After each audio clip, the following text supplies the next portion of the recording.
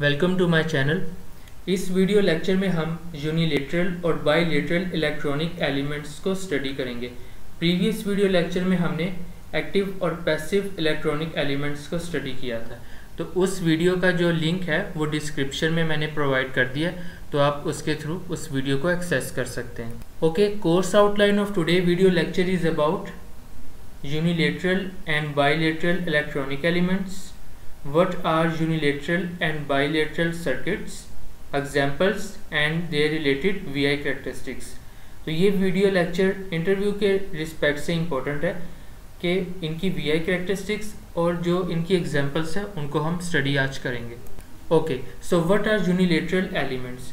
Unilateral elements वो electronic elements होते हैं कि जिनमें से एक डायरेक्शन में करंट फ्लो करता है, which allow the current to flow in only one direction through them. Examples: diode, diode rectifier, transistor, voltage source, current source, silicon control rectifier जिसको हम SCR या थायरिस्टर भी कहते हैं।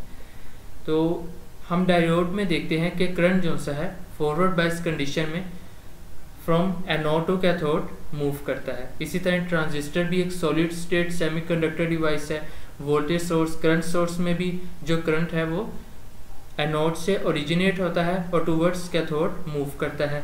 और सिलिकॉन कंट्रोल रेक्टिफायर जो थायरिस्टर है उसमें भी जो कंडक्शन होती है वो फॉरवर्ड बायस के केस में जो करंट है वो एक ही डायरेक्शन में फ्लो करता है। तो ये यूनिलेटरल एलिमेंट्स जिन सर्किट्स में होते हैं उनको हम यूनिलेटरल सर्किट्स कहते हैं। तो एक तो ये चीज़ हमने कॉन्सेप्ट क्लियर की। अब इसकी VI कैरेक्टरिस्टिक्स को अंडरस्टैंड करते हैं।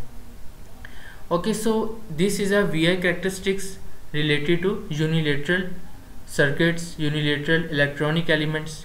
तो ये VI कैरेक्टरिस्टिक्स है। VI कैरेक्टरिस्टिक्स के केस में वोल्टेज एक्स एक्सिस पे प्लॉट होता है और जो Y एक्सिस या ऑर्डिनेट पर करंट प्लॉट होता है। तो आप ये देख रहे हैं कि इसमें जो करंट की डायरेक्शन है वो इस तरह है और इसका मतलब ये है कि यूनिलेटरल सर्किट्स या यूनिलेटरल इलेक्ट्रॉनिक एलिमेंट्स के केस में जो ये फर्स्ट क्वाड्रेंट है और ये थर्ड क्वाड्रेंट है, इसमें कैरेक्टरिस्टिक सेम नहीं होती। यानी कि जैसे ही हम वोल्टेज की पोलैरिटी को रिवर्स करते हैं, यानी ये अगर पॉजिटिव वोल्टेज है और ये नेगेटिव वोल्टेज है, तो जैसे हम इस ज़ीरो से पीछे जाते हैं तो उस केस में वोल्टेज रिवर्स हो गया, उसकी पोलैरिटी रिवर्स हो गई है, तो इसमें कैरेक्टरिस्टिक भी चेंज हो गई है।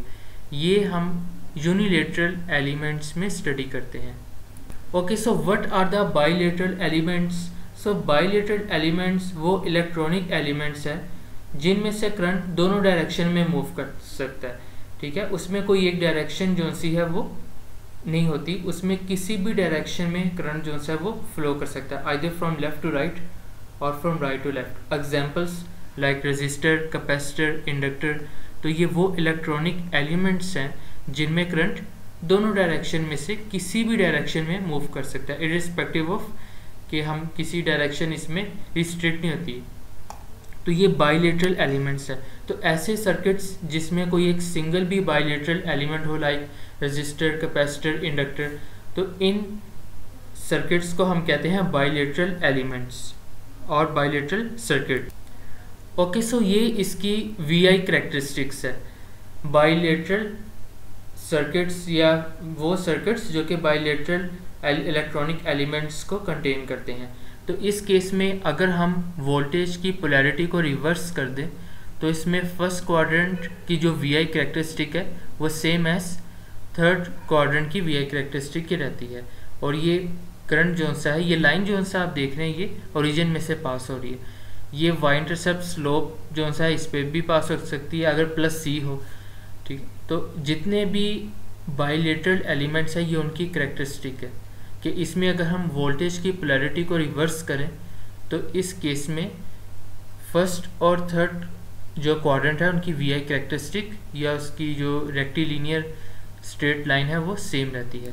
लेकिन यूनिलेटरल के केस में नहीं होता। यूनिलेटरल में अगर हम वोल्टेज की पोलैरिटी को रिवर्स करें तो वो चेंज हो जाती है। यही वजह है कि ये करंट की डायरेक्शन को अलो करते हैं सिर्फ एक ही डायरेक्शन में।